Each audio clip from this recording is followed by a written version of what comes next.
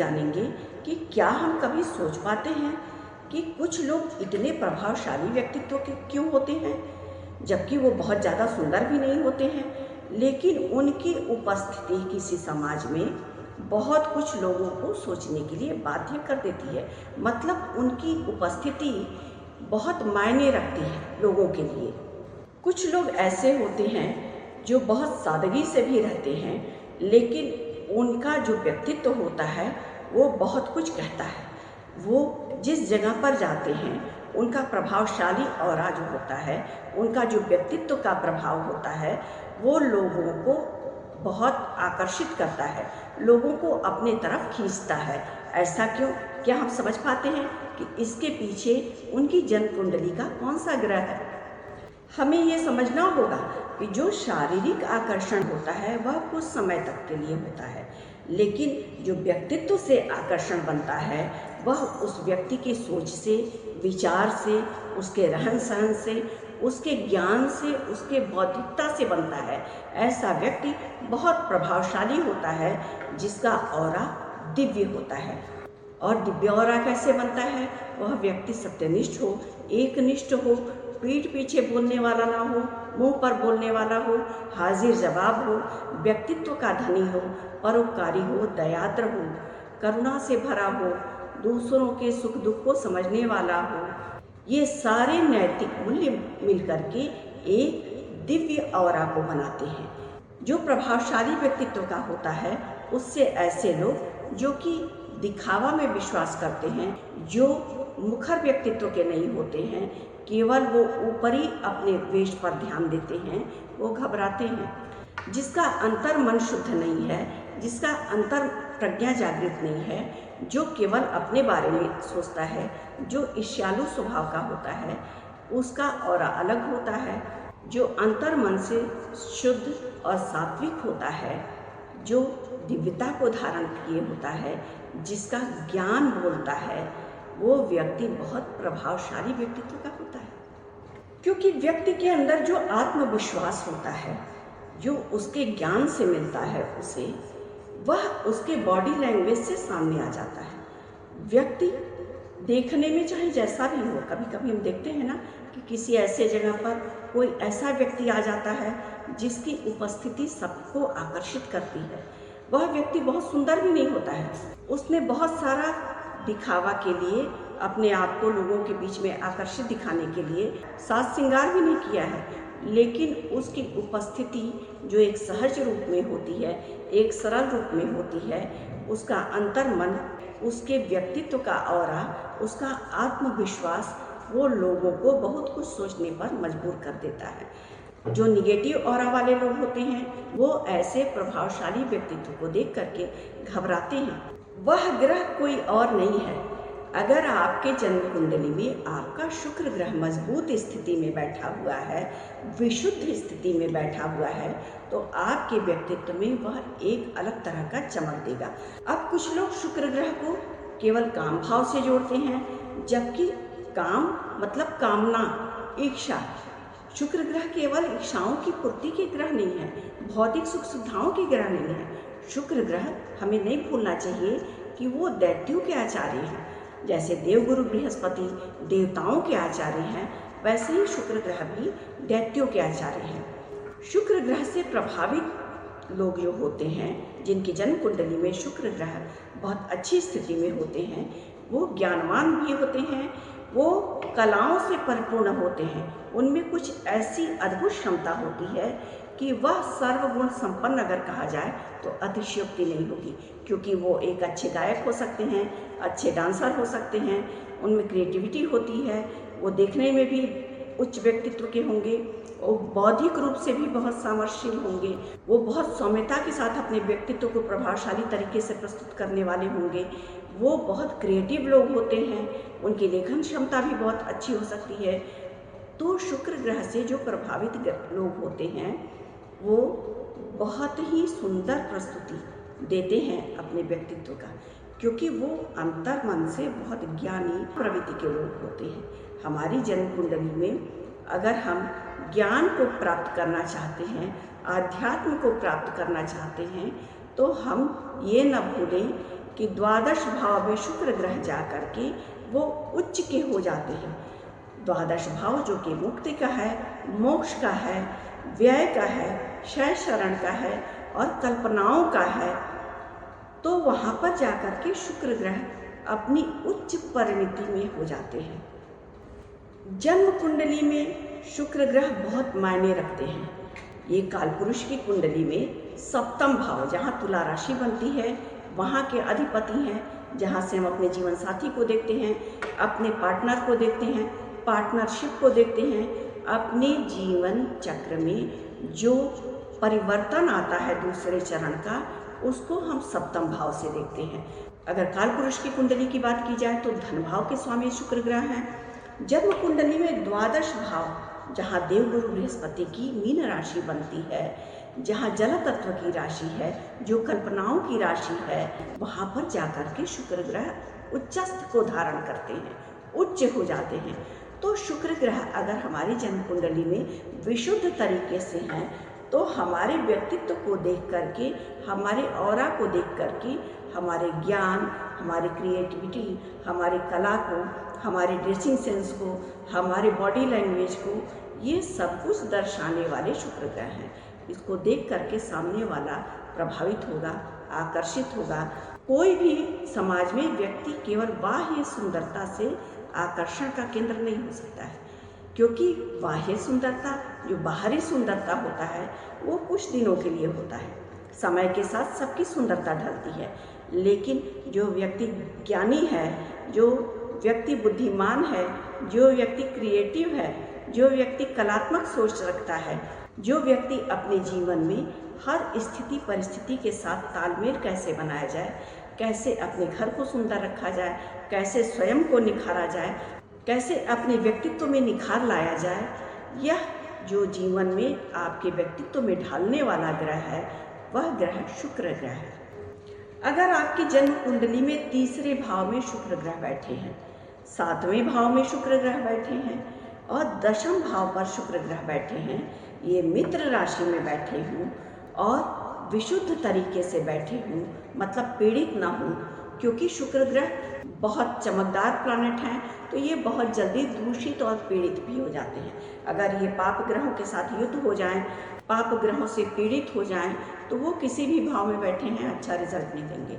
अगर शुक्र ग्रह पीड़ित ना हो और सप्तम भाव में बैठे हों, तीसरे भाव में बैठे हों, द्वादश भाव में बैठे हैं, तो वो शुक्र ग्रह आपके व्यक्तित्व में सहज आकर्षण भर देते हैं। सप्तम भाव में अगर शुक्र ग्रह कुंभ राशि में बैठे हों, कुंभ राशि में शुक्र ग्रह बहुत अच्छा फल देते हैं। अगर शुक्र ग्रह मिथुन राशि में बैठे हों, अपने मित्र राशि में बैठे हों, स्वयं की वृषभ राशि में बैठे हों या तुला राशि में बैठे हों, अगर शुक्र ग्रह मीन राशि में बैठे हों, पाप ग्रहों से दृष्ट न हो, तो जातक का व्यक्तित्व तो बहुत आकर्षित होता है, जातक बहुत क्रिएटिव होता है, जातक अंदर से, व्यक्ति अंदर से इतना दिव्य होता है कि उसकी प्रस्तुति लोगों के बीच में अलग तरह का ऑरा प्रस्तुत करती है। क्योंकि बार बार हम ये समझते हैं, आपका आकर्षण जो होता है वो आपके जीवन में जो आपके अंदर नैतिक मूल्य है, वो आपके व्यक्तित्व को प्रभावशाली बनाता है। जैसा कि हम जानते हैं, जीवन में सब कुछ समय के साथ साथ छोड़ देता है, लेकिन आपकी साधना, आपका आराधना, आपका ज्ञान, आपकी आध्यात्मिकता आपके ऑरा को पुष्ट बनाती है और ज्ञान आपका साथ कभी नहीं छोड़ता है। वह आपके व्यक्तित्व से हमेशा बोलता है। व्यक्तित्व में अगर आपके सकारात्मकता हो, स्पष्टता हो, तो वह आपके व्यक्तित्व से बोलेगा। हम देखते हैं ना कि कुछ लोग ऐसे होते हैं जो देखने में बहुत सुंदर न भी हों, लोग उनकी वाणी से घबराते हैं। वो कौन लोग घबराते हैं? जो निगेटिविटी को धारण किए होते हैं। तो अगर हमारे जन्म कुंडली में शुक्र ग्रह पाप पीड़ित नहीं है, पाप ग्रहों के साथ युति नहीं बनाए हुए है, विशुद्ध तरीके से बैठे हैं, अंश बल में अच्छा है, मित्र राशि में बैठा है अच्छे से, नवमांश कुंडली में अच्छा है, तो ऐसा शुक्र ग्रह आपको एक सहज आकर्षण आपके व्यक्तित्व में देता है। जन्म कुंडली का सप्तम भाव जो हमारे जीवन साथी का भाव है, यहाँ से हम बिजनेस को भी अपने देखते हैं, अपने जीवन में हम जो पार्टनरशिप कर रहे हैं किसी के साथ बिजनेस का या शादीशुदा जीवन में अपने जीवन साथी के साथ, उस भाव को दर्शाता है। यहाँ से हम फैशन को भी देखते हैं, यहाँ से हम अपनी क्रिएटिविटी को भी देखते हैं, यहाँ से हम अपनी निर्णय क्षमता को भी देखते हैं। तो अगर शुक्र ग्रह सप्तम भाव में विशुद्ध तरीके से बैठा है, वो कुंभ राशि में बैठा है, मिथुन राशि में बैठा है, स्वयं के वृषभ राशि में बैठा है या तुला राशि में बैठा है, पाप ग्रहों से दृष्ट न हो, तो ऐसा शुक्र ग्रह आपको बहुत वेगशील, बहुत क्रिएटिव और बहुत क्षमतावान बनाता है। आपके व्यक्तित्व में सहज आकर्षण भरने वाला होता है। अगर ऐसे शुक्र ग्रह पर देवगुरु बृहस्पति की दृष्टि पड़ जाए तो ऐसा व्यक्ति उच्च नैतिकता वाला होगा। ऐसे व्यक्ति से सब रिश्ता रखना चाहेंगे। जन्म कुंडली के तीसरे भाव से हम मीडिया को देखते हैं, पत्रकारिता को देखते हैं, छोटी यात्राओं को देखते हैं, छोटे भाई बहनों को देखते हैं। तो शुक्र ग्रह यहाँ पर बैठ करके आपको क्रिएटिव बनाते हैं, आपको वाणी से इतना सौम्य और चतुर बनाते हैं। आपकी क्रिएटिविटी से, आपकी वाणी से शब्दों को परोसने का तरीका जो है, आपकी जो लेखन क्षमता है, इन सब को शुक्र ग्रह बढ़ा देते हैं। और ऐसा जातक इस तरह के जिस भी फील्ड से जुड़ा होता है बहुत अधिक सफलता पाता है। शुक्र ग्रह आपको श्रृंगार संबंधित बिजनेस में लगा सकते हैं, फैशन संबंधित बिजनेस में लगा सकते हैं, पत्रकारिता से जोड़ सकते हैं, मीडिया से जोड़ सकते हैं, लोगों से जुड़ने का मौका देते हैं आपको, और आप अपने व्यक्तित्व के आकर्षण से लोगों में अपना प्रभाव बनाने वाले होते हैं। शुक्र ग्रह अगर जन्म कुंडली में मंगल ग्रह से दृष्ट हो जाए, मंगल ग्रह या राहु से दृष्ट हो जाए या युद्ध हो जाए, केतु के साथ हो जाए, पाप प्रभाव में आ जाए, तो ऐसे शुक्र ग्रह अपनी सौम्यता को, अपनी चमक को, अपनी सुंदरता को खो देते हैं। ऐसा जातक बाह्य सुंदरता में बहुत ध्यान देता है, आंतरिक आकर्षण जो होता है उसका वो धूमिल होता है, क्योंकि ऐसा जातक अंतर मन से न किसी के दुख में दुखी होगा, न सुख में सुखी होगा, ईर्ष्यालु स्वभाव का होगा, बनावटी स्वभाव का होगा। वो जो दिखाएगा वो होगा नहीं, जो होगा वो दिखाएगा नहीं। शुक्र ग्रह अगर दशम भाव पर मिथुन राशि में बैठ जाए, तुला राशि में बैठ जाए, तो ऐसा जातक करिश्माई व्यक्तित्व का होता है। वह मॉडलिंग के क्षेत्र में, फैशन डिजाइनिंग के क्षेत्र में, सौंदर्य संबंधित किसी भी क्षेत्र में, टेलीविज़न के क्षेत्र में, एक्टिंग के क्षेत्र में, किसी भी कलात्मक क्षेत्र में बहुत नाम और पैसा कमाने वाला हो सकता है। अगर दशम भाव पर शुक्र ग्रह बैठे हुए हैं, उस पर कहीं से शनि की दृष्टि पड़ जाए, तो शुक्र ग्रह सुख का कारक है और शनि ग्रह दुख का कारक है, तो यह राजयोग को भंग करने वाला होगा। इसीलिए हमें ये देखना चाहिए कि शुक्र ग्रह जहाँ बैठे हैं वो पाप पीड़ित ना हो। इन सारी बातों का हमें ध्यान रखना चाहिए। नवमांश कुंडली में भी शुक्र ग्रह के बल को चेक कर लेना चाहिए। जैसा कि हम जानते हैं शुक्र ग्रह बहुत सॉफ्ट प्लैनेट है। अगर उन पर किसी पाप ग्रह की दृष्टि हो जाती है, पीड़ित हो जाते हैं वो, तो वो उस ग्रह के कारक तत्व को अपने अंदर खींच लेते हैं। इसीलिए शुक्र ग्रह अगर देवगुरु बृहस्पति से दृष्ट हो जाएं, पक्ष बल से बली चंद्रमा से दृष्ट हो जाएं, तो बहुत अच्छा रिजल्ट देते हैं जातक के जीवन में। सुख समृद्धि, पैसा रुपया, मान सम्मान सब कुछ देते हैं। और यही शुक्र ग्रह अगर पीड़ित हो जाते हैं तो जातक के अंदर बनावटीपना, दिखावटीपना, ईर्ष्यालु स्वभाव का बनाते हैं। उसका व्यक्तित्व जो बनता है वो औरा अलग तरह का होता है। और जो शुक्र ग्रह देवगुरु बृहस्पति से दृष्ट होते हैं, जो शुक्र ग्रह पक्ष बल के चंद्रमा की दृष्टि से दृष्ट होते हैं, वो अलग तरह का जातक को व्यक्तित्व देते हैं।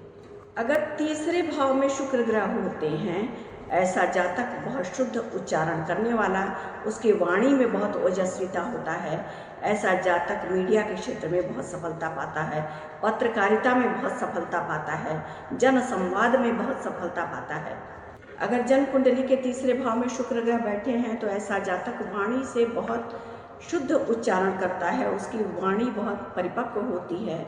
वह अपने वाणी से लोगों के अंदर वो भाव जागृत कर पाता है जो वो कहना चाहता है। तो शुक्र ग्रह जन्म कुंडली के तीसरे भाव में बैठ करके जातक को इस तरह के कार्य क्षेत्र में आगे बढ़ाने वाले होते हैं। अगर शुक्र ग्रह पर राहु की दृष्टि पड़ जाए, तीसरे भाव में शुक्र ग्रह बैठे हैं, तो ऐसा जातक अपनी वाणी से लोगों को भ्रमित करने वाला होगा। वह इतना मीठा और सौम्य बोलेगा कि सामने वाला भ्रमित हो जाएगा। अगर शुक्र ग्रह तीसरे भाव में बैठे हैं और देवगुरु बृहस्पति की दृष्टि उन पर पड़ जाती है, तो ऐसा जातक बहुत प्रभावशाली वाणी का होता है। वह जो भी बोलता है लोग उसको सुनने के लिए मजबूर हो जाते हैं और उसकी वाणी से उसकी प्रबुद्धता भी झलकती है। अगर दैत्य गुरु शुक्राचार्य को केवल भौतिक सुख सुविधाओं का दाता या जीवन साथी के साथ जोड़ करके देखा जाए, तो यह उनके साथ नाइंसाफी होगी, क्योंकि शुक्र ग्रह जो हैं अगर वो बुध के साथ जुड़ जाते हैं तो ऐसे जातक की वाणी में इतना प्रबुद्धता भर देते हैं, ऐसे जातक का वाणी इतना प्रखर हो जाता है कि लोग उसको सुनने पर मजबूर हो जाते हैं। अगर आपके जन्म कुंडली में तीसरे भाव, सातवें भाव और 10वें भाव पर शुक्र ग्रह बैठे हैं, मित्र राशि में बैठे हैं, खुद की राशि वृषभ राशि, तुला राशि, मिथुन राशि में बैठे हैं या मीन राशि में बैठे हैं शुक्र ग्रह या कुंभ राशि में बैठे हैं, तो आप समझिए आपके ऊपर दैवी कृपा है। आपके अंदर बहुत सारी ऐसी क्षमताएं हैं जो आम लोगों से हट करके हैं। आप एक कलात्मक प्रवृत्ति के व्यक्ति हैं, आप में बहुत कुछ ऐसा हुनर है जो औरों से हटकर है, और ऐसा व्यक्ति अपने कला के क्षेत्र में, वाणी से संबंधित क्षेत्र में, फैशन से संबंधित क्षेत्र में, एक्टिंग में, टेलीविज़न से संबंधित क्षेत्र में बहुत नाम और सम्मान कमाता है।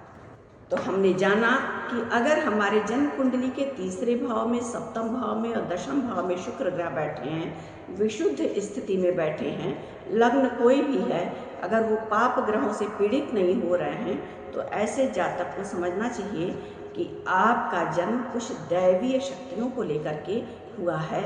आप में कुछ ऐसी प्रतिभाएं, कुछ ऐसा हुनर छुपा हुआ है जो साधारण व्यक्तियों से हट करके है। ऐसे शुक्र को हमेशा विशुद्ध बनाए रखना चाहिए, वाणी से, हृदय से स्पष्ट रहें, अपनी क्रिएटिविटी को बढ़ाते रहें, अपनी कलात्मकता को बढ़ाते रहें, अपने ज्ञान को बढ़ाते रहें। ऐसा शुक्र आपको जीवन में एक प्रभावशाली व्यक्तित्व से अवश्य धनी बनाएगा। हमने जाना इस वीडियो के माध्यम से कि अगर जन्म कुंडली में आपके शुक्र ग्रह तीसरे भाव, दशम भाव और सप्तम भाव में बैठे हैं, पाप पीड़ित नहीं हो रहे हैं, तो वो आपको क्या संदेश देते हैं। आज के वीडियो में बस इतना ही। अगर आपको हमारा वीडियो पसंद आया हो तो हमारे वीडियो को लाइक करना ना भूलें और हमारे चैनल को सब्सक्राइब करना बिल्कुल भी ना भूलें। धन्यवाद।